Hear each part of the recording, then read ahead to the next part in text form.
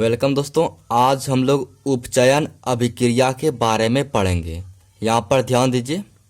जब किसी रासायनिक अभिक्रिया में किसी पदार्थ में ऑक्सीजन की वृद्धि या हाइड्रोजन का ह्रास होता है तो उसे उपचयन अभिक्रिया कहते हैं। देखिए, बातों को समझिएगा। ये जो है उपचयन अभिक्रिया, ये क्या कहता है? देखिए, कई सारे रासायनिक अभिक्रिया होते हैं दुनिया में, कई सारे रासायनिक अभिक्रिया होते हैं, लेकिन ये जो है उपचयन अभिक्रिया, इसका एक खास बात होता है।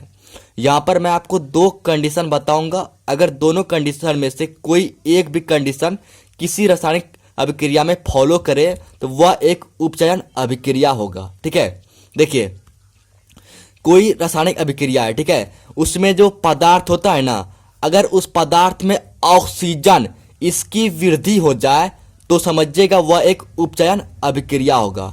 यहाँ पर देखिए, ऑक्सीजन की वृद्धि मतलब क्या हुआ दोस्तों? यहाँ पर पदार्थ में ऑक्सीजन की वृद्धि मतलब होता है पदार्थ में ऑक्सीजन जो है ना, इस ऑक्सीजन का जुड़ना। ठीक है, अगर किसी पदार्थ में ऑक्सीजन आकर जुड़ जाए तो वह एक उपचयन अभिक्रिया होगा। ठीक है, अब दूसरा कंडीशन देखिए।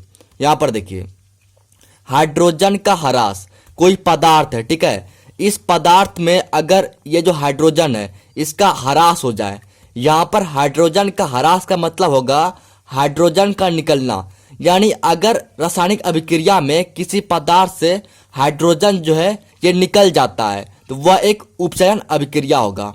मतलब दो बातों को आपको ध्यान देना है। पहला बात, अगर किसी रासायनिक अभिक्रिया में ये जो पदार्थ है, कोई पदार्थ है, ठीक है, उसमें ऑक्सीजन की वृद्धि हो रही है, ठीक है, वह एक उपचयन अभिक्रिया है। या फिर जो है हाइड्रोजन है, ठीक है, इसका ह्रास हो रहा है, यानी हाइड्रोजन निकल रहा है, तो वह एक उपचयन अभिक्रिया होगी। ये दोनों बातें होती है। यहाँ पर एग्जाम्पल है, एग्जाम्पल को देखिए, इससे आपको सारी बातें अच्छे से समझ में आएगी। यहाँ पर देखिए, Cu कॉपर है, इसको ऑक्सीजन के साथ अभिक्रिया कराते हैं, ठीक है, और ताप देते हैं, यानी ताप इस पर देते हैं, तापन मतलब ताप। जब कॉपर जो है ये ऑक्सीजन के साथ अभिक्रिया करेगा तो बनेगा क्या? अच्छे से याद रखिएगा। जब ये कॉपर जो है ना ऑक्सीजन के साथ अभिक्रिया करेगा तो बनाएगा CuO, यानी कॉपर ऑक्साइड का निर्माण करेगा। इसे आप अच्छे से याद कर लीजिएगा। जब कॉपर यानी Cu को, ठीक है, ऑक्सीजन के साथ अभिक्रिया करवाते हैं तो क्या बनता है? CuO, यानी कॉपर ऑक्साइड। अब आप यहां पर देखिए, ये जो है कॉपर, ठीक है, और ये ऑक्सीजन, इसका अभिक्रिया हुआ तो यहां पर देखिए, यहां पर ये जो कॉपर है ना, इससे ये ऑक्सीजन आकर जुड़ गया है, ठीक है, यानी यहां पर कॉपर में ऑक्सीजन का वृद्धि हो रहा है। मतलब ये क्या होगा? एक उपचयन अभिक्रिया होगा। यहां पर देखिए, यहां पर आपने पढ़ा ना, पदार्थ में ऑक्सीजन की वृद्धि, तो कॉपर एक पदार्थ है, इसमें ऑक्सीजन की वृद्धि हो रही है, यानी ऑक्सीजन आकर जुड़ रहा है, तो यह एक उपचयन अभिक्रिया होगा। ठीक है दोस्तों, यह समीकरण बैलेंस नहीं है, यानी संतुलित नहीं है, इसको बैलेंस करेंगे। देखिए, यहाँ पर एक कॉपर है, यहाँ पर एक कॉपर है, यहाँ पर दो ऑक्सीजन है, लेकिन यहाँ पर सिर्फ एक ऑक्सीजन है, तो आइए इसे संतुलित करेंगे। देखिए, यहाँ पर दो ऑक्सीजन है तो यहाँ पर हम दो दे देंगे, मतलब यहाँ पर ऑक्सीजन दो हो गया। लेकिन अब यहाँ पर जो कॉपर जो है ना, ये कॉपर यहाँ पर दो हो गया, लेकिन यहाँ पर एक ही कॉपर है, तो यहाँ पर फिर हम दो देंगे।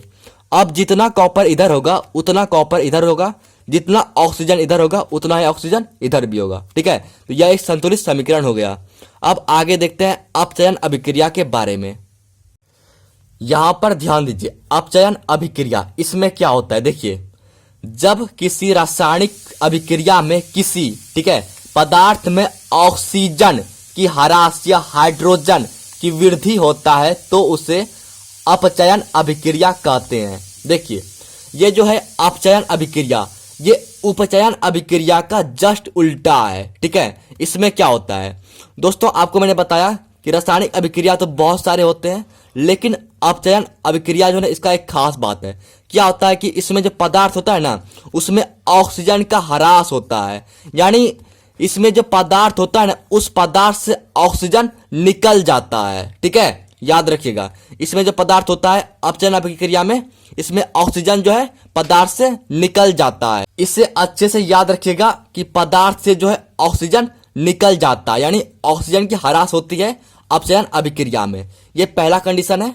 अब इसका दूसरा कंडीशन देखिए, हाइड्रोजन की वृद्धि। देखिए, अगर किसी रासायनिक अभिक्रिया में हाइड्रोजन की वृद्धि हो जाए, मतलब अगर किसी रासायनिक अभिक्रिया में किसी पदार्थ में हाइड्रोजन इसकी वृद्धि हो जाए, यानी कि पदार्थ में आकर कोई हाइड्रोजन जुड़ जाए, उसको बोलिएगा अपचयन अभिक्रिया। ये दो कंडीशन है। इस दो कंडीशन में से किसी एक कंडीशन का अगर फॉलो कर रहा है, वह एक अपचयन अभिक्रिया होगा।